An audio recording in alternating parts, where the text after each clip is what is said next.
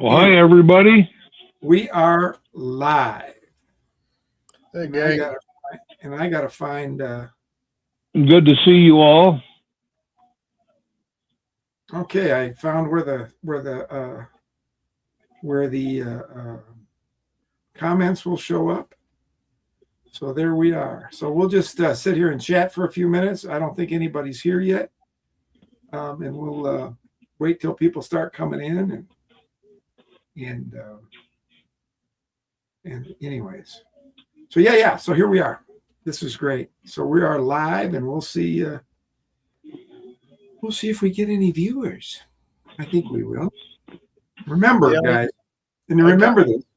What I said yesterday is probably the most important thing, and that is, well, we might have 8, 10 people here that are members. We all like them, and they all like us. That's why they're members. You're talking to the larger audience that's going to get this on recording tomorrow, right? The next day. Right. Mm-hmm. So that's what you're talking. So when you're talking about your channels or any of that stuff, hopefully you're talking to 400 or 500 people that are going to watch this thing over the next week. The general public that's going to learn about us and our channels. Exactly. So this is really I do it live so for the members, but it really is about getting your message out to the viewers. This is sufficing as my video for the beginning of this week. So, and I'll have something else for the end of the week. Guys, I got a McCullough Colt. Did I tell you that, Keith? Yes. I'll show you a picture. So I cleaned it up yesterday. And because they pulled a patina on it, and it's been in a box forever, it actually started developing some rust, surface rust. So I was able to clean all that up and get it all slicked up and smoothed up, and hopefully I'll have a chance to debut that this week for 6, 12, or 18 shots and use that as my next nice. One. I cleaned those up with pre-1980 penny, all copper penny. That usually will, with some oil, you rub that on the barrel and on the frame. That'll usually take any rust off without removing any bluing whatsoever at all. There's no bluing on this. That's the problem. Gotcha. They got it back to the original looking patina, and it's not finished. It's been stripped, right? Like it would have been. Okay. Back.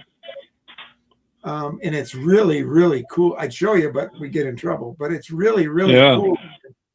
How was the action when you got it? Pardon me?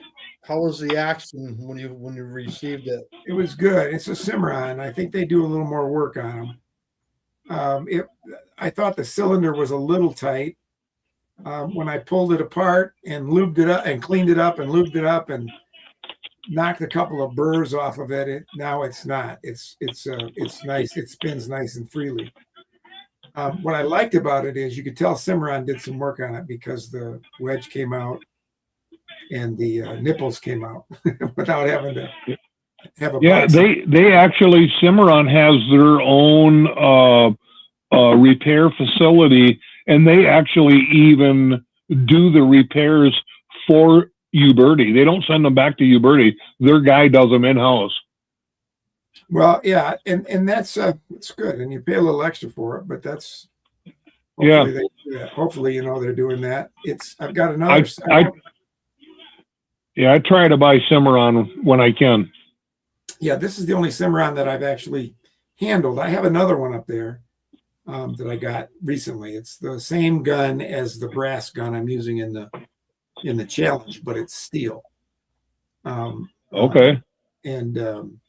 That's Cimarron, but I haven't taken that one apart yet. But I know the wedge comes out because I push it out with my thumb, so it works. Hey, I like them McCullough Colts. Them are nice.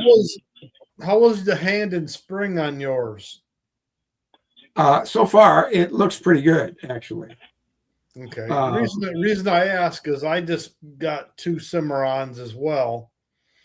And you can see where they did some filing on it, but it needed some smoothing. It needed a lot of ceramic stone work. On the mainspring? No, on the hand and spring. Oh, okay. Okay. All right. Well, I felt over them. What I do is the first time through is I rub over them, and if it doesn't catch my finger, I don't deal with it till after my first shooting episode.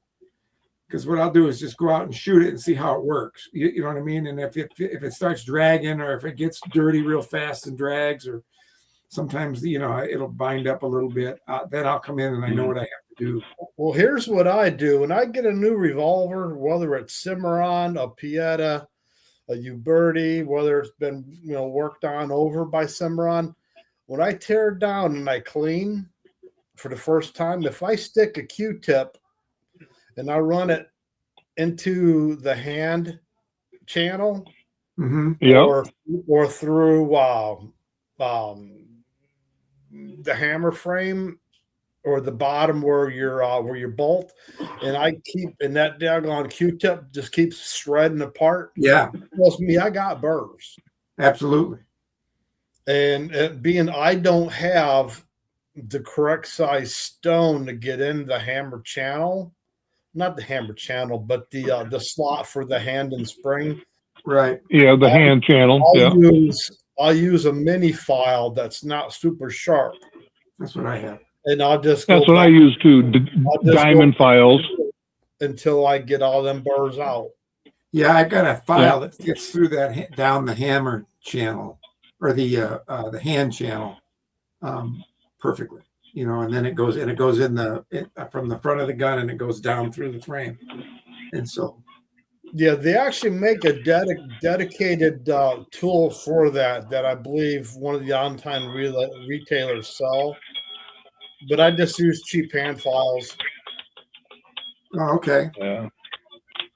I use cheap hand files, and I use a whetstone on my free moving parts that I can handle. And then once I stone everything and I put them all back together, I'm different. I pack the inside of the gun, the whole gun. I pack it full of Mobile One synthetic grease. Mm-hmm. And I only tear the gun down once a year. Sure. Well, I clean the gun, but I only tear it down once a year. I'm not tearing them down as quickly as I used to. I tear down every 100 shots or so, unless I'm gonna, like I said in my one video, unless I'm gonna put it away for 6 months. If I'm gonna leave it set, then I'll tear it apart, because I don't want it to get, especially in the summer, I don't want to get humidity and rust going on them. Yeah, I've been doing a lot of shooting January, February, and March. So after each shooting, they've been getting a complete tear, because I don't know when I'll get to them again. Well, that's the thing that usually makes me tear them down, is I don't know when I'm going to get at it again. With a particular revolver. Pack them with Mobile One synthetic grease, and it don't matter. You ain't got to worry about it. You can tear them down 2 years later, and they're still good inside. I've done it. Yep, I got my gun butter showed up today. Oh, you got whose gun butter did you get? I don't know if we're allowed to say it. Yeah, you can say it. It's Blackie Thomas's gun butter by 3GAC. Oh, good. And I picked up some soap along the way, so I'll be smelling good when I go out shooting. Yeah, the lady that makes the gun butter, she also offers soap and other products. Homemade soaps from that are all natural. Yeah, she sent a free thing. I got mine last week. She sent a free thing of soap. I've gotten 2 orders from them over the years, I'm pretty excited. I got a 36 new model Navy with 8-inch barrel. There's a Uberti been worked over by Cimarron. I'm hoping that sucker works. Well, that's the only thing I use gun butter on are Remington. Yeah, the whole operation is a lot better. I use gun butter on all my cap and ball guns. I'm a Ballisto guy for lube, except for the Remingtons. They get a wet patch down the barrel and on their base pin for Remingtons, and and that usually keeps them running 60, 70 shots on a day. So that's what I'm looking for. When I do that, they don't bind up on me. That's If amazing. I don't do that and just use Ballistol, they'll bind up on me in 3 cylinders. Just start, Okay. you got to. Yeah, I use Ballistol when I clean, but I load different than most people. I load on a loading press. I take my cylinder out. I hate loading on the gun, so I take my cylinder out. I load on a loading press, so I always put grease over top of my ball. Oh, okay. Yeah, I've been making a habit of that. It's just something you get used to doing, and I just keep doing it. Of what's that? Yep, me too. Moving over the ball or the conical. Oh, okay. Yep. Yeah, I don't like that all over my fingers. I haven't had an issue. Me neither. Maybe because it's cold out. Cold. Wait till it gets hot. I mean, like all the videos I made in the cold, I was running straight Crisco, and that stuff is staying put in the chamber. The tolerances between the cylinder and the forcing cone is so close, it hasn't been blowing it out. Yeah. I make my own in the summer, and it melts from the other cylinders as the gun gets warm. It will. I don't have that problem. Once it gets warmer out, we'll be throwing some beeswax in there. But yeah, that'd be the way to do it. Mix it with beeswax, some beeswax and tallow, or beeswax and olive oil. I always mix with beeswax. I make mine out of beeswax, lard, and synthetic transmission fluid. Oh, okay. And I make a tub of it myself and just fill up all my tubs, and it works great. Been using it for years. Now, I've heard some people talk about using transmission fluid before. I've heard that. I started doing it years ago because of a homemade product. I think it's called Red. You can Google it and look it up, and you mix some mobile one, or it don't have to be mobile one, but synthetic transmission fluid with mineral oil, and it makes an awesome gun cleaner and lubricator. Awesome. Okay. All right. Yeah, I've never used anything like that. When I came up through the ranks, I was always warned against using anything that might have a petroleum base to it on the inside of these guns. So I don't. Well, there's no petroleum base because in the oil. It's synthetic. It's man-made. There's no petroleum at all. Oh, okay. That's why you use synthetic. It's got to be synthetic. All right. That's good to know. Do we have any? Will we be able to see questions, or just you, Jerry? Me, I'll read them. I'll go through the comments and I'll read the questions to you. I'm the only one that can see them right here. So, and I'm assuming that people will pop in. If they show up, they will show up here. So it's 8:03. So it's fairly new. So yeah. So my Colt Dragoon that I'm working on, that I was telling you that I'm going to build a taller front sight for, and I said I was going to use a Buffalo nickel. Well, I took a regular nickel and I was going to make my prototype front sight, and I'm not going to even destroy the Buffalo nickel because this little sight is so small you can't even tell what it's made out of. So really? You can barely tell that it's a nickel. But boy, let me tell you what, it stands up there really nice. It's going to be sweet when it's done. Oh, okay. Yeah. So I just got to figure out how I'm going to hold it in place. If I'm going to silver solder it or if I'm going to JB weld it. But I don't want it coming off. Silver solder would be your way to go then. Yeah, that's what I was thinking too. Well, fellas, I just went over to YouTube. I can do that for a moment. If I stay on there too long, it'll start to give feedback, and it's working. You guys Oh, good. We are live on YouTube for the members, and it looks fantastic. So all of you guys, lighting and everything looks good, and the sound is good. So we're good. Awesome. Yeah, we are good. So what we'll do, remember, because we're talking to a recorded audience, really, even though there's nobody here yet, we'll just keep talking, about our stuff, and because this stuff is all valuable information to somebody. In fact, why don't you guys, just as we get started, because the members sort of know who you are, so for the rest of the people, why don't you tell us about yourself and your channel? Get us started. We'll do something a little formal here. Formal. Well, you want me to go first? Yeah, go ahead. Formal. It's not formal. All right. Getting around the camp. I'm BigRooster616, the host of the Black Powder Smoke Show.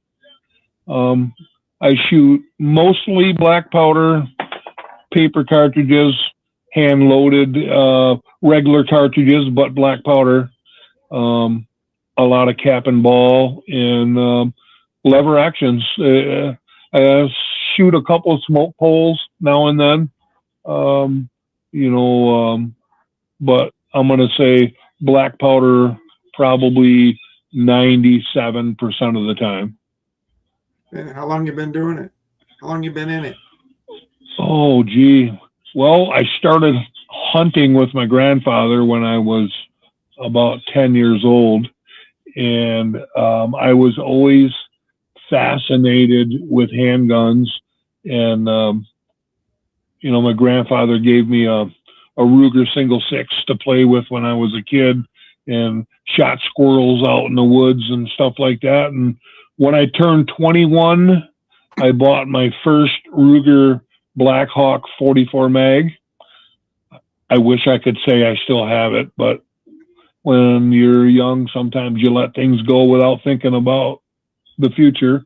But because I was hunting with a handgun, when muzzleloader season came around, I bought a Ruger Old Army, and I started handgunning, hunting, and muzzleloader season with a Ruger Old Army. That was my first black powder pistol. Wow. And then I got into it, and I fell in love with the Colts. I got many Colts. Got a couple of Remingtons. I'm not a huge Remington fan, but I have a couple of them. I got a really beautiful Ruger Old Army. I love the Old Army. They are a modern black powder pistol. So like when we go to shoots like your shoot that you put on every year, your annual shoot, I don't bring my Ruger Old Army to that. And matter of fact, if I get it done this year, I think I'm going to shoot my Dragoon. Oh, cool. But I like the open top Colts. That's really, I think they're absolutely sexy guns. There's no I have doubt. an original. Those are the coolest looking things. To me, that's the Old West. They look like the Old West. You know what I mean? Absolutely. I got an original 1860 Colt, and that's one of my favorite guns to shoot too.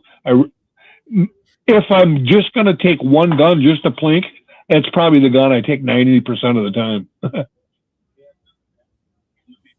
Yeah, well, and I've seen you. I've been with you when you shot that, and I've shot it a couple times, and it's really cool. I'll tell you that. It's really cool. Oh. You're shooting. Well, I figured out at your last shoot I can hit a light at 70 yards. Well, I got to tell you, I was actually watching the raw footage of that video. You're the one that hit the light. Yeah, so it's you. Well, actually, I think Keith, you might be one of the culprits too. I was watching. For those that are watching and don't know what I'm talking about, we had a shoot last year, an organized shoot, and one of the events was a 70-yard shot, and I put a couple of target lights on the target at 70 yards. that stick out around the edge of the target about 1/4 of an inch, maybe 1/2 an inch, really small, so that they go off when you hit, right? So you see the lights blinking when it hits. And wouldn't you know it, by the end of that shoot, both of them had been shot. We had shot both of them, although they kept working. So those are some monster lights. I'll tell you, they still work. I checked them when I was up to the club the other day. But I was looking at the raw footage, Keith, and I was getting a double blinker until you hit it.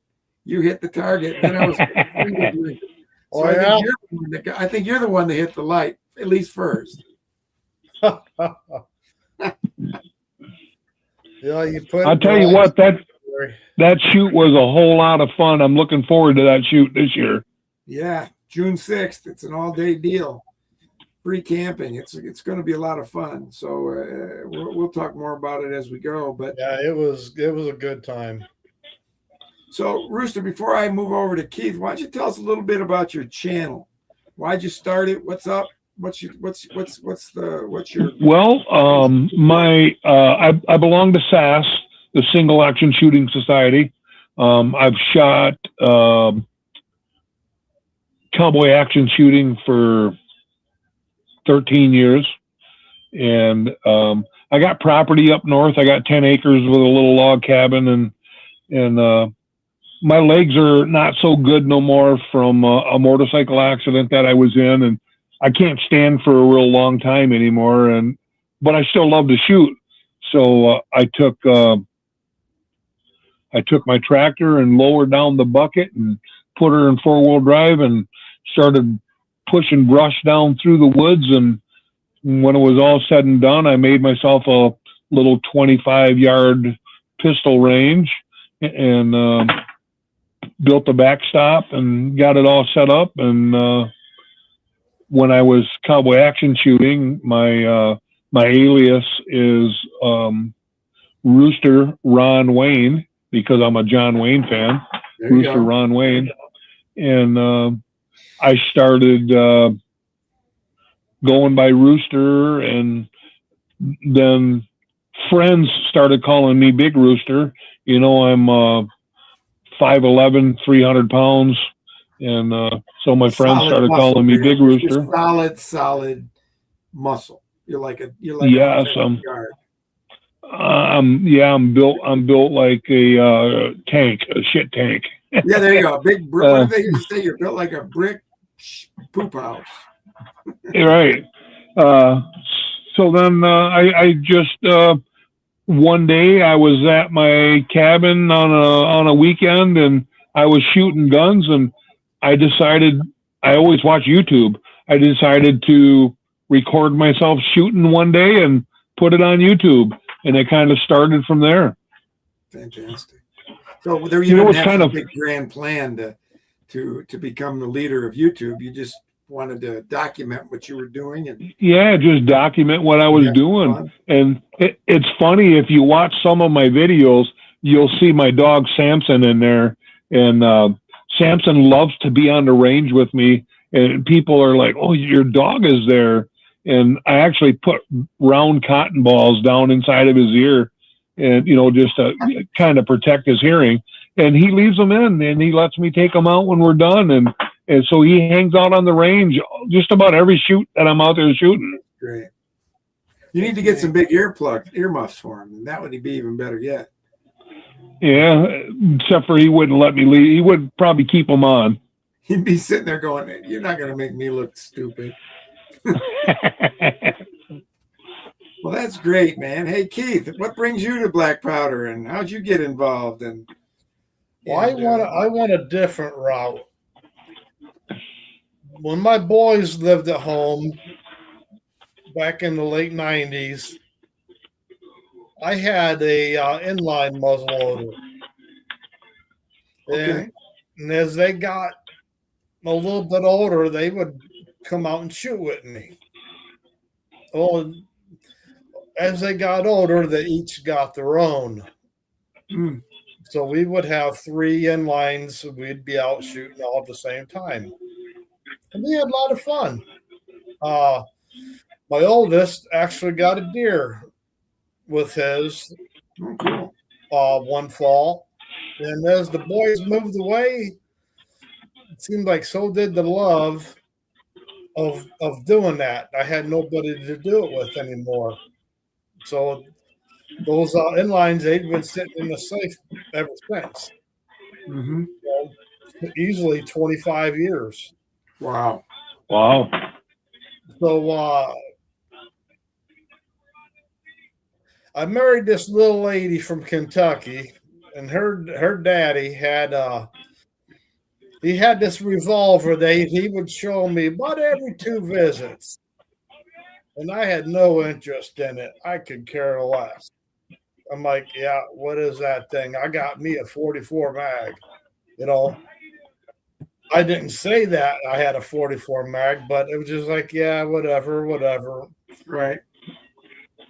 And as the years went by, he would start bringing it out more frequently. And he said one time, he says, I want you to take this home and I want you to be the caretaker of it. So I took it home and I looked at it and I just started doing some research, and then I found these groups on Facebook for cap and ball, Mm-hmm. and I was hooked. Yeah. I was hooked. There's so much history behind these reproduction firearms back to the early 60s, maybe even 1959 that I know of. Mm-hmm. So my addictive personality turned into, I bought me a Walker, a Colt Walker. I went with the big one first, and I got everything we needed to shoot it. That's great. And I went from having no interest in this revolver to now I have, now 6 years later, since I bought my first one, I have dozens of them. Yeah, you and I, we share. And well, wait a minute. Big Rooster's is a collector too. I think if you took all of our gun rooms and put them together, we'd have a museum. Yeah, right. Let's see. From what I can see where I'm sitting, I got 1, 2, 3, 4, 5, 6, 7, 8, 9, 10, 11, 12, 13. I got 13 or 14 cap and ball pistols. Well, look back there. Yeah, Holy cow, look at that behind you. I know, that's what I'm saying. Look back there. We got a high number. I'm not going to put it out over the interweb. But No, we got a high number. That's exactly. And there's even a gun case right over there. I'm There's the a case guy over that there. I'm the guy that shoots his collectibles. These Right. Me too. folks that collect them and have never shot them, they don't know what they're missing. But they're Exactly. it's theirs, and they can do with what they wish. But you know, I've always thought that if I was going to collect some, although Rooster, you're a different deal with your 60 Army, but if I was collecting a bunch of 150-year-old guns, I might not shoot them as much, right? But I think these replicas are made to shoot, and I think they're made to shoot. So let's shoot them. Yeah. You know what I mean? And if they fall apart, they're not really all that. You know, we've got a mutual friend, Keith, that's into the collection aspect of the replicas. But you know, that's not my gig. I want to shoot these bad boys, and see what happens. I got several second generation Colts I shoot. Yeah. I have 1 or 2 of these that I've never seen no one else ever have. Oh, is that right? And I've been in those groups with these collectors for 6 years, and I've never seen another one. It was just a knockoff. What is it? And I shot it on my birthday. Doggone right. There you go. I only bring it out on my birthday.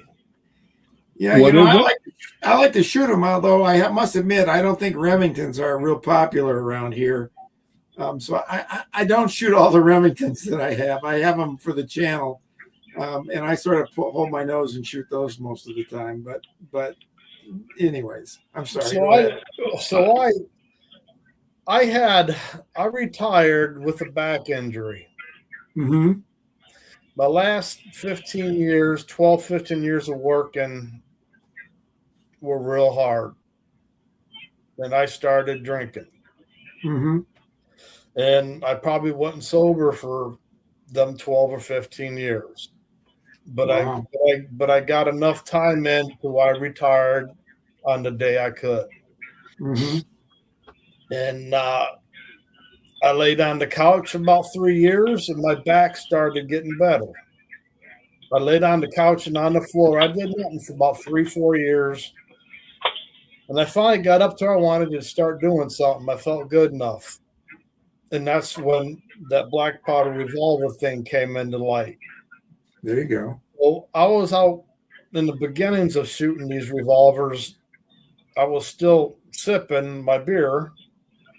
And I was getting tired of the beer, and I was liking the revolver more.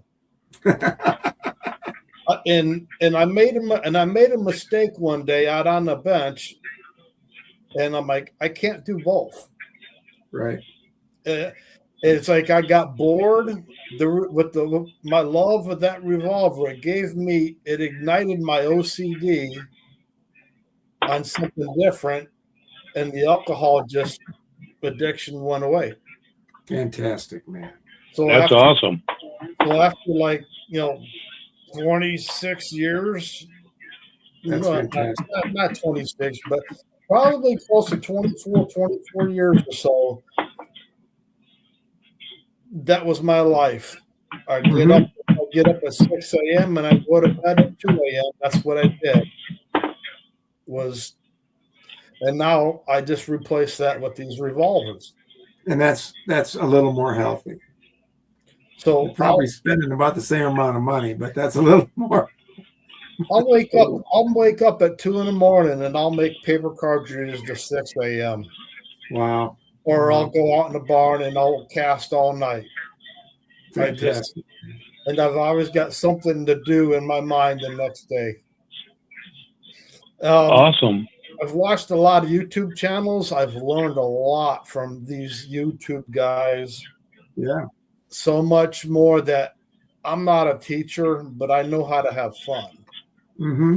So I started a channel to have fun and hopefully bring new eyes to what we're doing all collectively. And hopefully through my videos, somebody say, hey, I want to try that. That looks like fun. Because where I started this, when my late father-in-law showed me that 51 Navy, I had no interest at all. That was just some dumb old gun. Right. And look at me now. I'm infatuated with these things. Oh, yeah. Oh, yeah. You know, and I think what I like is that each of us in different conversations, we have a similar motive behind our channels, right? Which is, Ron, you do a little more of the technical stuff, a little more of the gunsmithing stuff, because you know how to do it. I'm lost when it comes to that stuff. But what Keith said struck a chord with me, and that was, I want to be the representative of fun. I want people to know that this stuff is fun, not just the shooting of the guns, but the shooting of the guns and understanding the history of them at the same time, and realizing that these guns were the epitome of technology 150 years ago, right? And that we're sort of standing in the footsteps of some of our ancestors when we learn these things. And I was telling somebody today who doesn't understand, I said, when I'm shooting sometimes, I always wonder what it must have really been like to be in a gunfight, because you get 6 shots and then you need a couple minutes to reload. Right. It's not like the movies where they fire 12, 13, 18 times out of the same revolver. Yeah. You know what I found funny? What I found funny was I got several second generation Colts, and I shoot them. A lot of people don't shoot them. They just keep them as collectors. And I have a couple of original Colts, and I shoot them too. People think I'm crazy that I do, but I shoot them. They were made to shoot. If I want to hot rod something, I got several 44 Magnum pistols. Sure. If I want to hot rod something, so I don't need to hot rod them. But I can't explain it. you can shoot.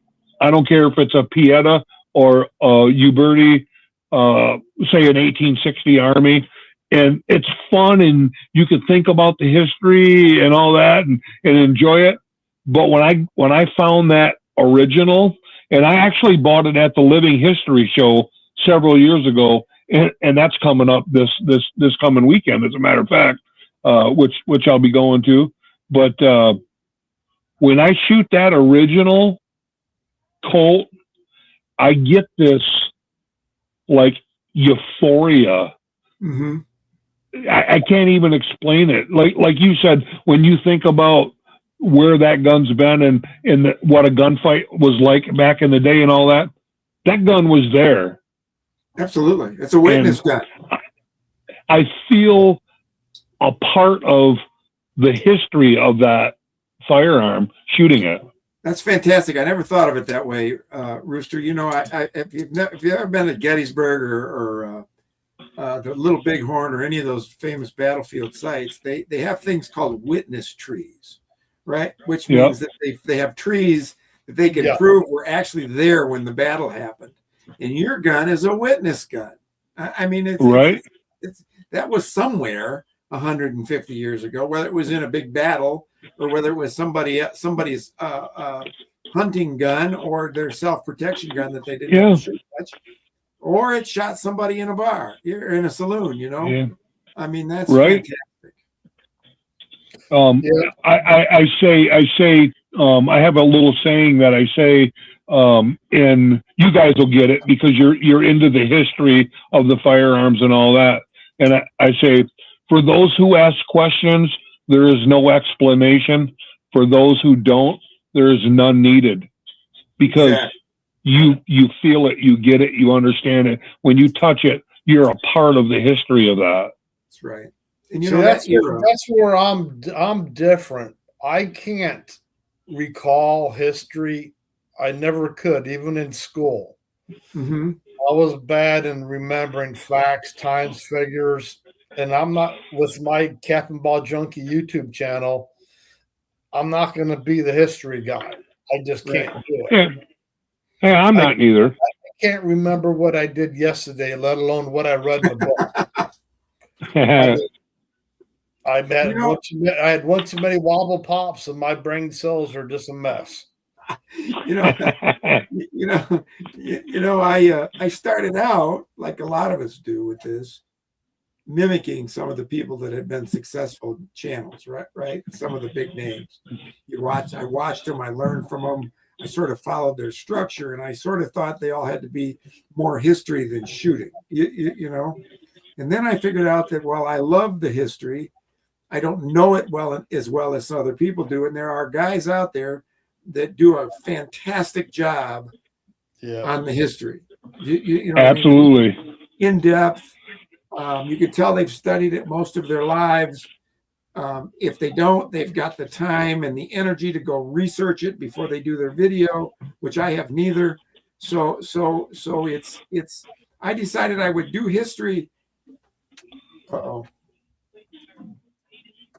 Hold on here.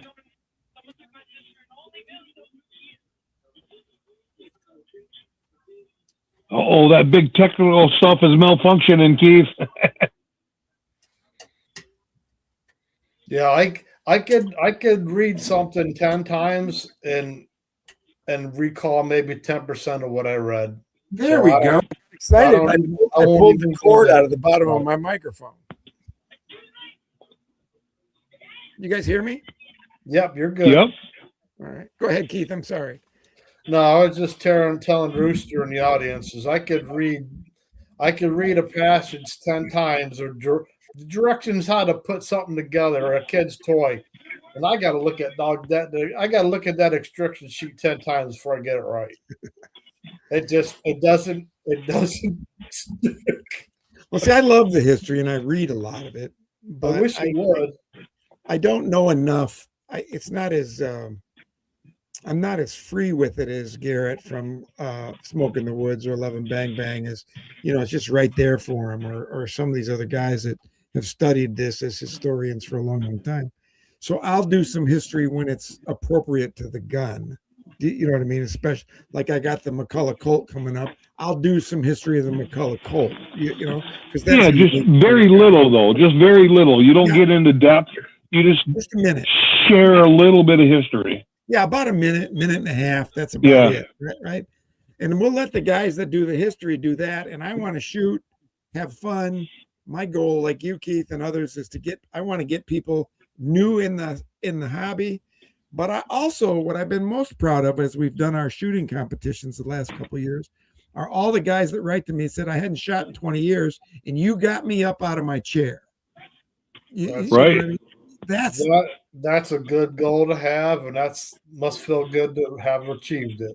Yeah, that's the goal. That's probably my goal, is to get dudes who used to do what we do up doing it a little bit again. And I've had guys say, you know, I'm in a wheelchair. Can I shoot in your competition? And I go, yes, of course. And they did. You know, and so that's That's awesome. That's what this is about. That's what this is about. So, and I love the history. I read it myself. I think we lost you, Jerry. You know what? I love the history more now that I'm older than what I did when I was younger. When I was a kid, I had a hard time paying attention to it, and I just wasn't into it.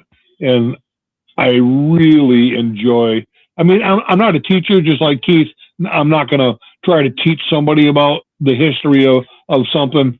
And if I do talk about it, like Jerry said, you know, maybe a little brief mention of it. You know, this is my original 1860 Army or something, but I don't go into depth. But I like to shoot the guns. Yeah. Now you can hear me, right? Yes, sir. Yeah, absolutely. I keep pushing the wrong buttons. We have to tie your hands. You can't sort of see them up there, but I got a whole line of books. I started during the pandemic.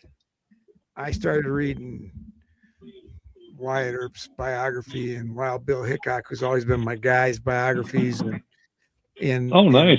Tombstone stories and all that stuff. And I love to do that. When I was a kid, I'll tell briefly, I don't know if I've told you guys this or not, but when I was a kid, my high school history teacher taught us all about the Civil War and Reconstruction and slavery. He has gone on to become the chair of the Department of Civil War and Reconstruction and Slavery at Harvard and at Amherst. Oh, wow. And he just won a Pulitzer Prize not too long ago for a book. His name is David Blight, and he just won a Pulitzer Prize for a book on Frederick Douglass. He was my high school history teacher and a neighbor. So he sort of set all of us back then on fire, because he's one of those lecturers that makes you feel like you're there when he's talking about right. it, not just telling you stuff. You feel like you can almost see it. He got me going on this history of this era. And then, you know, I decided to do other things and became young and foolish and did all that stuff for a number of years, and then sort of wound my way back to it. But that's sort of my background with it too. So, you know, what is it? What gets me with these things is people don't spend enough time with them. You know, you watch YouTube video or people on Facebook, and they say they can't hit the broadside of a barn with these revolvers, and they just are not. Mine's not accurate. So, guys, these guns are awesome. You just you need to put some time, find your load, and just you got to dedicate time to your finger and your trigger pull, and your hold. Oh yeah. Even if you got bad eyes, you can hit a broadside the barn. That's malarkey. These guns, they flat out shoot. But you know what I think? I had friends that when I got into this, I had some friends that I invited over, who are avid shooters, right, modern shooters, and they're used to two-handed shots at the target and then, you know, putting 5 or 6 shots in a 2-inch diameter from 7 yards on the, and the sights all line up and everything goes where they're supposed to. And they found these things aiming off and learning how to play windage and the Good sights. old Kentucky windage. Yeah. They found that to be so frustrating that they walked away from it. I think sometimes, Keith, what you're saying is when people That say can that, all be addressed. yeah, when they don't hit the broadside of a barn, what they're talking about is they're not precise target shooters. 25 yards, 6 shots on the 10 in the 10 ring. You know Yeah, what I mean? half a minute of angle. No, man, they're man-sized target guns. Absolutely. There is that's why I start talking about gunfighter accuracy instead of precision accuracy. So you want to shoot a silhouette. If I'm at 20 yards, would I have done damage in a gunfight? You know what I mean? Would I have taken my guy down? I'm not worried about, as I've said before, I'm not worried about shooting the buttons off of their vest. I'm worried about hitting them somewhere in that vest. Right. You know what I mean? Well, you both got a nice big target, a man-sized target, both of you. Yeah. I like your. I got to get me one of those. Yeah, just they. If I hit the steel, I'm happy. Yeah. But they have the capability, even aiming off, to be very, very, very accurate. No doubt. With no work done to them. Exactly. I shoot like you. I shoot 90% of mine straight out of the box. Just clean them up so that the thing runs smoothly. And what I like about it, I don't know if you found this, guys. You can talk about this a little bit if you want. Is I find almost every one is a little different. So that what works for one isn't going to work for the next one, even if they look alike. You know what I mean? Even the same loads sometimes. Same loads. I have doubles of some of these back there because I like to have. You muted, Jay. It's starting to bother me. I don't know what I'm doing here. All right, so I keep my hands off the microphone. Do this. Yeah, I have guns that are the same guns that take you run this. If you keep putting your hands where it's not supposed to, they'll grow hair in the palm. So I'm gonna keep my hands right here. I have doubles of some, and they couldn't shoot more differently. Yeah, absolutely. Same make, same model. One will like 17 grains, and one will like 24 grains. That's exactly right. Same gun. Same gun. Keith, you've been sort of somebody that I have taken a lesson from. I'd like you to talk about that a little bit. We got a few minutes here. You're the one. The lesson I've taken from you is being willing to load down. Yeah, you know what I'm saying? Is being perfectly fine with shooting lighter loads for accuracy. I think that's why you do it. Because as you started talking to me about it, I've gone from 20 grains in most of my 36 calibers, Navy's down to 15, or 17 at the most. So talk about your philosophy of powder loading. First of all, powder's expensive. Yeah, especially now. Number two, that's if you hit that steel, it's not going to be much louder if I hit it with 20 grains or if I hit it with 15. And if I can hit it just as well with 15 or even better with 15 than 20, I'm going to shoot 20 grains. All right.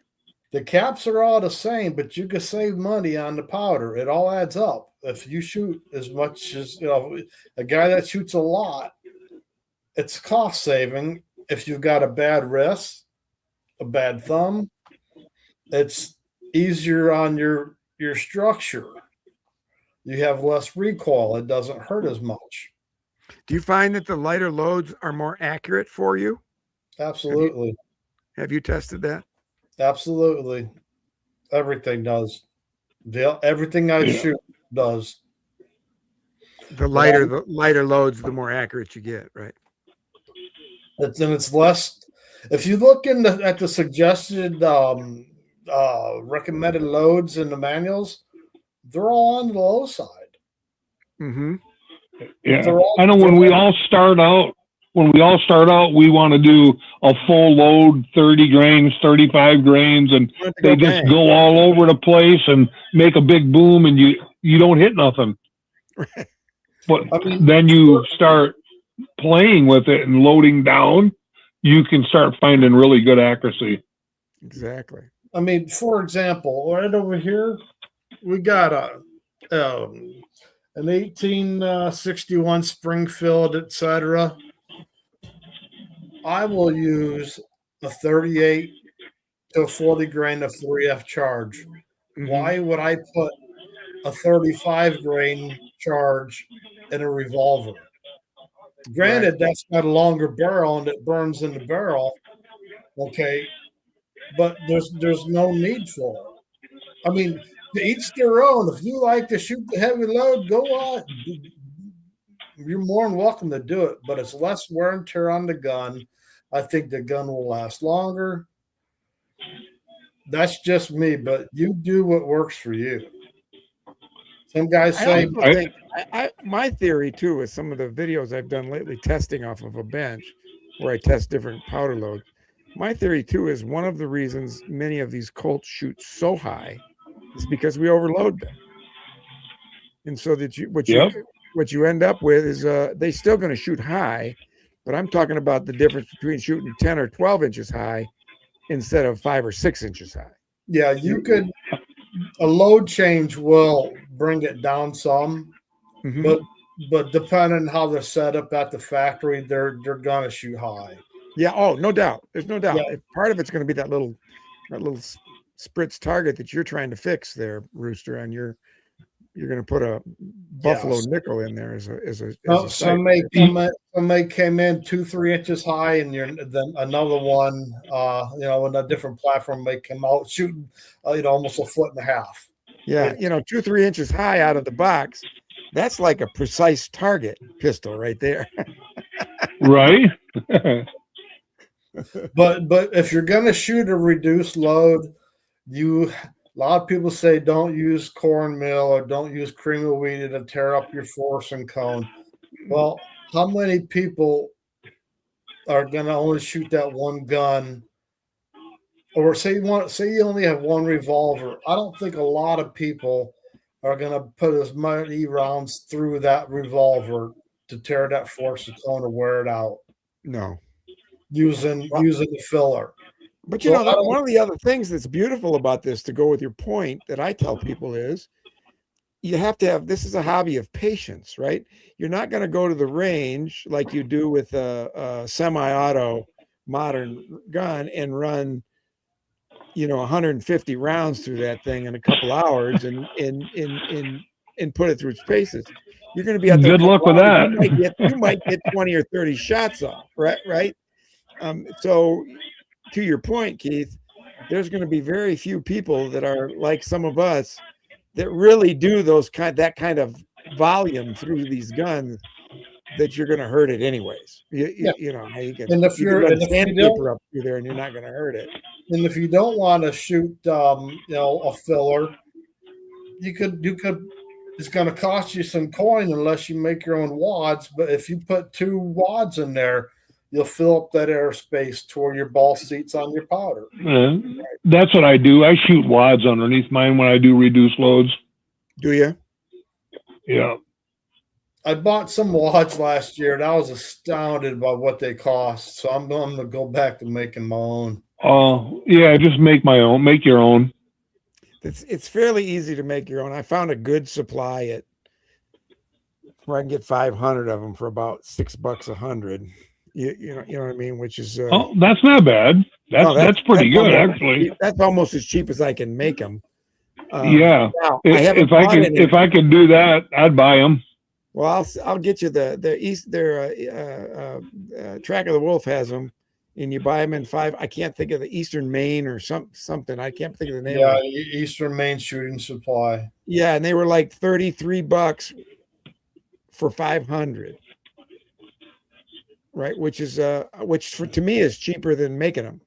Yeah. You mix time in there. So, but you got to buy a punch. You gotta make all your lube. You got to soak them down. Let me admit this: I haven't bought any this year, and everything's more expensive this year. So I don't know if they're still 33. They might be 43 by now. But So that's what I've gone with, just because I'd rather.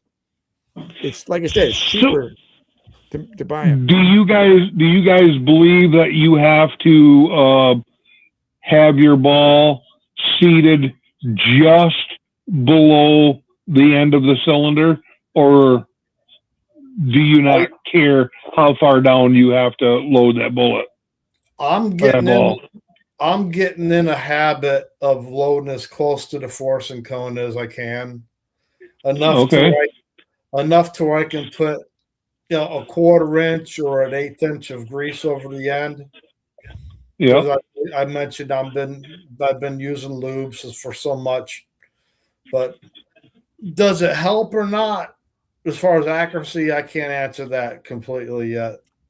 I can sort of answer it, because about 3 months ago I did that video with a Dragoon. I think it was, or 1860 Army. I did that video. And what I found over the course of multiple shots on camera is that it didn't help at all. In fact, sometimes just loading it normally was a little more accurate off the bench rest than filling it up with powder and cream of wheat. That's what I found too myself. Yeah, so I don't know that it helps with accuracy. I do know that it helps seat the bullet or the ball. So when I try to get, and most of the time, if you think of just a normal load with a wad, if you're using a wad, you're going to be an 1/8 or a 1/4 of an inch below the cylinder mouth anyways, unless it's a Remington. Those are the ones that have the really deep cylinders, or maybe but I'm more worried on some of these, the Dragoons, the Walkers, and especially the pocket pistols. With the light loads you shoot in those, I'm more worried about not being able to seat the ball. I did a couple times have them where you turn the gun over and you could feel one of the balls roll from halfway down the cylinder to the end. So I fill those up because I want to know I've got a good. The ball's going to stay. Because I load with a press, not on the gun. I never have a problem with not seating the ball. And if I do a light load, I put a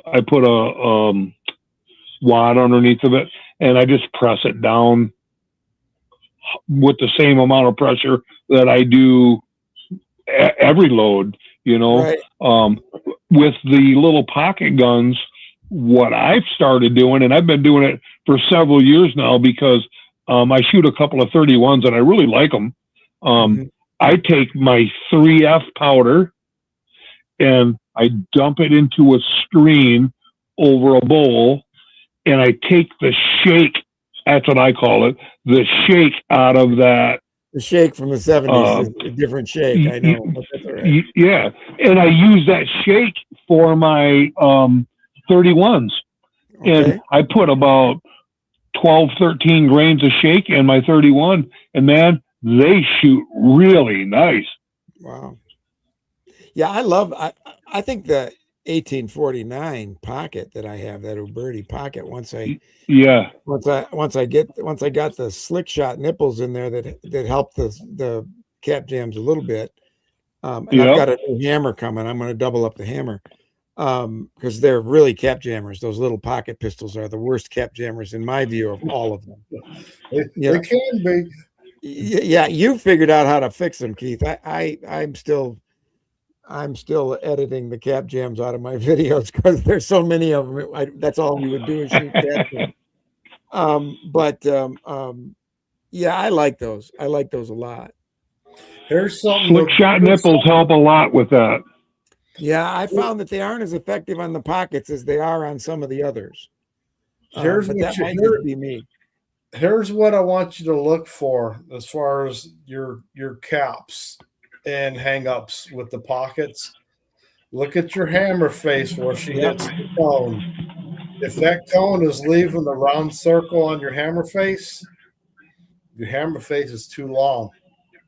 Okay, I'll do that. I go then do all the buffing up the hammer faces.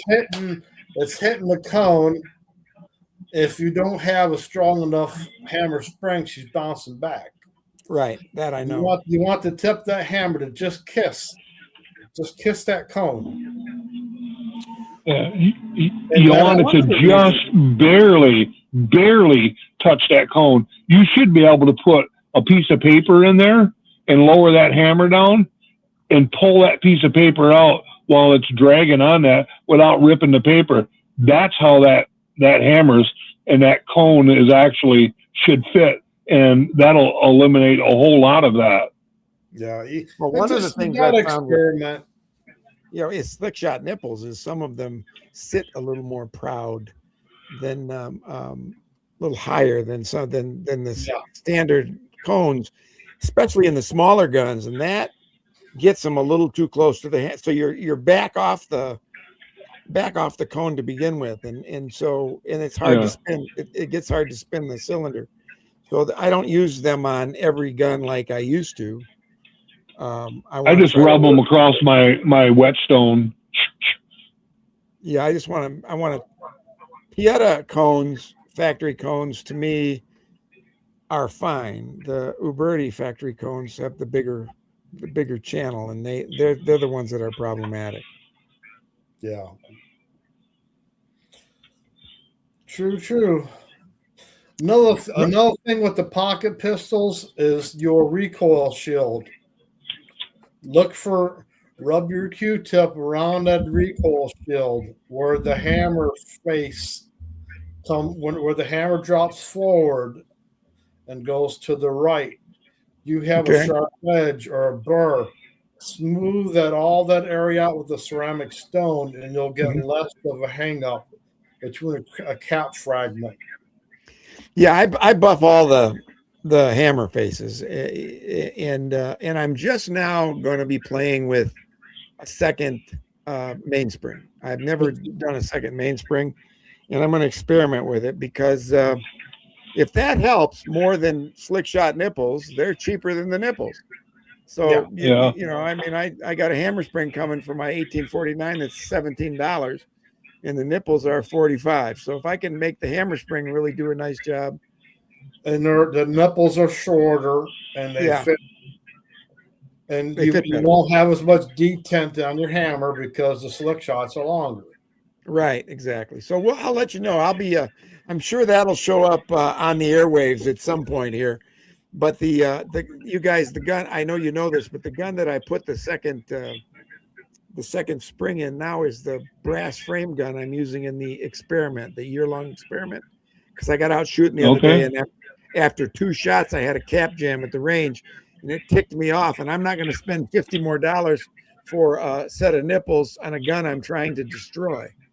So I thought I had an extra Pieta mainspring laying around here, and I thought, well, let's see how this works. So I haven't had a chance to shoot it yet, but it gives you a nice tight.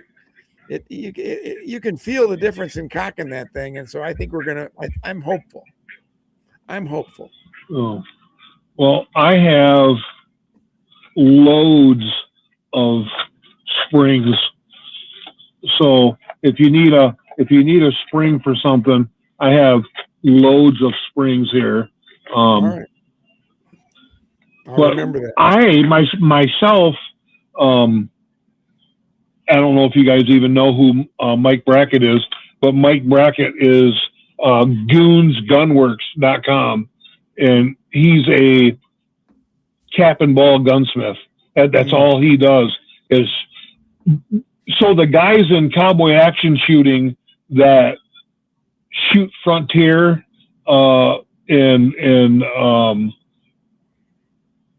some of the categories, when you shoot just cap and ball guns,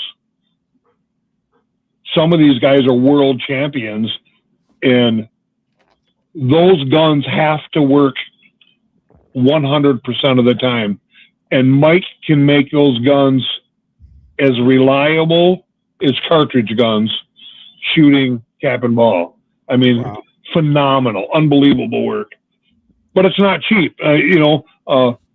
It's not real expensive, but an average gun is going to cost you $250 for one gun to be Right. done. Well, if I was going to the but- Nationals to shoot, then I'd probably spend that. But When you're all done, you have a cap and ball gun that will last several lifetimes that you can pass down to your grandkids, and your grandkids can pass them down to their grandkids. So I have several guns that have been done by Mike at Goons Gun Works, and they're unbelievable. yeah, we had a couple of guys in last year's Hickok Challenge that shoot for the international black powder team. Yep. That came in, and they came in and shot and asked me to put them in their own category because they knew they were gonna. That's what they do, right? And Right. I'm telling you, they all disappeared. The center, the stamp in the middle was gone. Right. And they shoot original. Yeah. One of them, the guy that's the champion who holds the record, I guess, shoots an original Rogers and Spencer. Oh, nice. Or a replica Rogers and Spencer. I'm sorry, and he does all of his own tuning and work. So, well, listen, I told you guys I was going to have one question that I wanted you to answer tonight, and we're getting to the end here. So I wanted to ask you, what is it about this hobby that you love so much? What is it about the hobby that keeps you coming back and will always keep you coming back? It's the thing that puts it above enjoying it, but makes it special to you. You know, Keith kind of hit on it a little bit earlier when he was talking, and this is not a fast shooting game. And for me, it's the solitude of when I'm sitting at my workbench and I got all my stuff spread out, and I got my loading press sitting there, and I got my powder, and I got my guns taken apart, and the cylinders are all off, and just putting everything in life out of my mind, and I'm paying attention to what I'm doing, and I'm loading those cylinders, and I'm putting the powder in, and I'm setting the balls, you know, with the spur cut off of it, and setting it the way it's, and just the calm and peace of doing that. I can't even explain it. That's what I enjoy. You explained it really, really well. And I appreciate that. Thanks a lot. You know, it's yeah. Keith, what do you think? It's slow. It's methodical. It's relaxing. It's therapeutic. Mm-hmm. Amen. If your goal is to shoot this way or that way, you have to do everything the same. You have to do everything the same. You got to be consistent. Yes. Let's say you the type person I ain't feeling good today, but I want to go shoot, or my back hurts or my knee, but I want to go shoot. It puts in your mind, as you see other people doing it in videos, I kind of like, no matter how bad I feel today, I'm going to get out there and do it. Begrudgingly, it may take me a while to get started because I just plan on just staying in the bed all day, you know, but it's like once you get out in that barn and you get moving around, it's therapeutic for your joints, your mind. You get in sunlight. If you listen to the radio when you shoot, it turns into you felt like crud earlier. Right. And you're just one of the guys that are on the computer or on the Facebook pages, you know. It's like, well, doggone, this got me out of my funk again. That's what I love. Right. That's what I love about it. And the rabbit holes it takes you down, and casting, shooting tonicals, making paper cartridges. If you're a leather maker, it's endless. Yes, it is. It's endless. It's so much to keep your mind busy with all the troubles in the world. They all fade behind when you're focused on that cap and ball revolver. So You know, I got to add this to what you guys that's just. what I love. That's what I love about it. Fantastic, Keith. I got to add this to what you guys said. You know, I joke that I don't like Remingtons, and I don't prefer them, but I don't think I've ever picked up a cap and ball revolver that I didn't have fun with. Right. You know, even the one that blew up on me at the NMLRA shoot a couple years ago, I had fun blowing it up. I mean, it was, you know, every one of them is fun.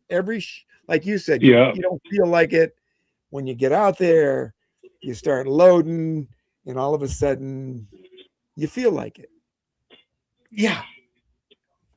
It's like, well, it's time to go. And if you happen to have this at home, you know, it's like, okay, it's time to go and get a fresh glass of tea or a fresh cup of coffee. And like, all right, you look at the clock, you're like, well, heck, dinner don't have to be made for another 4 hours. I'm good to go. Exactly. Right. So you know, too late getting dinner on the table, you had yourself another good day.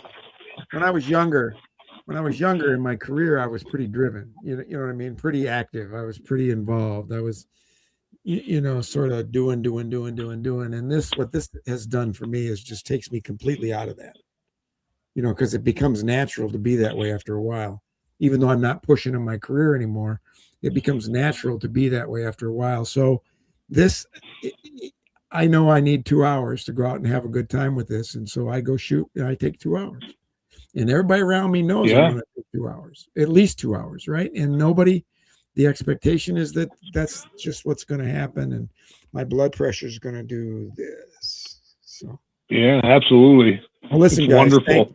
We've been here a little over an hour. It's amazing how time before flies. we go, I want to do a shameless plug for the Grand Valley Cap and Ball Club. That annual shoot's coming up. What is it? June 6th. Is it June? Yep. June 6th and June 7th. And you know, we give away prizes and stuff for different shoots and stuff like that. And this year, these are mine, but I'm just going to show them. I'm having some deer horn screwdrivers made that we're going to give away at the Grand Valley Cap and Ball Club shoot this year. I had some of those made up that we're gonna give away there as some of the prizes. Fantastic. And I do want you all to know, and there's going to be a lot more coming on this for the people that are watching. But if you go back in time on my channel about, I don't know, 7 or 8 months, you'll see the video on last year's shoot where these two guys are featured pretty prominently. And you'll see that it isn't just a target shooting deal. We try to mix it up with some timed events and a little bit of target. And the fun we had, probably the most fun we had, was the 75-yard Wild Bill Hickok shot. Everybody on. That was a blast. And we'll be doing that again. We might even have a challenge shot at 100 yards this year. So, I'm always going to come up with something here. So that'll be June 6th. What's funny? I was hurting really bad that day that we had that shoot. And you can even see I could barely walk. Right. But I had so much fun. And you were there. Well, there'll be more coming on that this year. Last year, I didn't get to promote it ahead of time much because I had that little health blip about this time last year that sort of set me back a little bit. But now I'm fine. So we'll get some video out on it. We'll do more on the live stream here about it because people that showed up had a lot of fun, and we're not trying to turn it into the event of the century, but it would be cool to get 3 or 4 more or 5 or 10 more people to show up. Just know that all the proceeds go to the Grand Valley Cap and Ballers. I'm not making any money on it. The channel's not making any money on it. No, it's to help the club survive. Yeah, it's all the proceeds go to the Cap and Ball, Grand Valley Cap and Ballers. We'll have a camping area where a bunch of us will have a little corner of the campground where we'll have a little enclave down there. I'm going to have a sign that says only really cool people can come down here. I'm screwed. So that's coming June 6th, 2020. It's the first Saturday in June.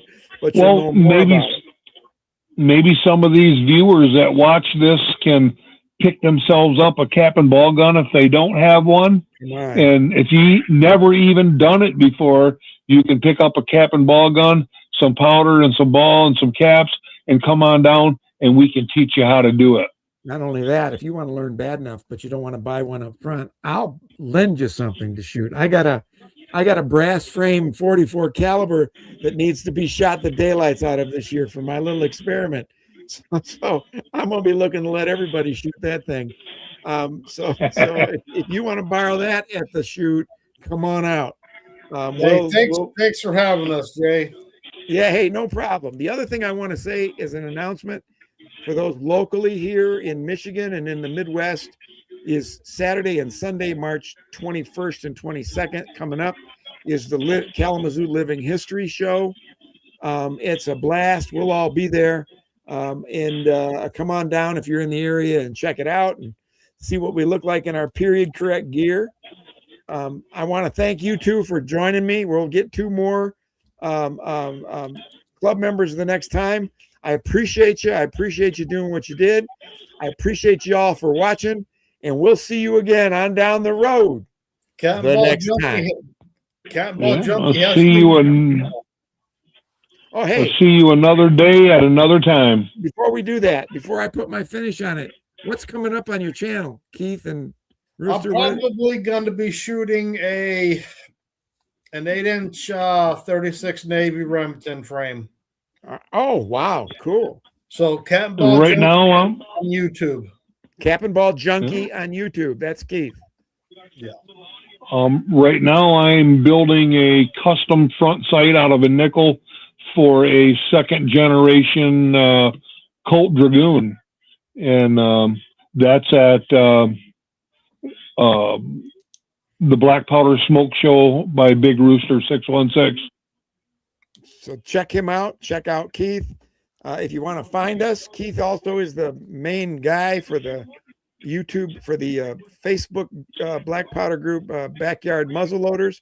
A lot of folks know if that's a pretty big group. So you'll find us all running around there once in a while. Thank you, Big Rooster. Check him out, Black Powder Smoke Show. Check out the Cap and Ball Junkie. Keep your eyes on my channel for stuff that's going to be coming here real soon. I'm not sure what yet, but it'll be coming real soon. And again, thank you two for showing up. I appreciate it. It was a pleasure. I had a good time. A lot of fun. And we'll see you again. Now I get to do my finish, Rooster. We'll see you again on down the road the next time. See you soon, guys. Another day, another time.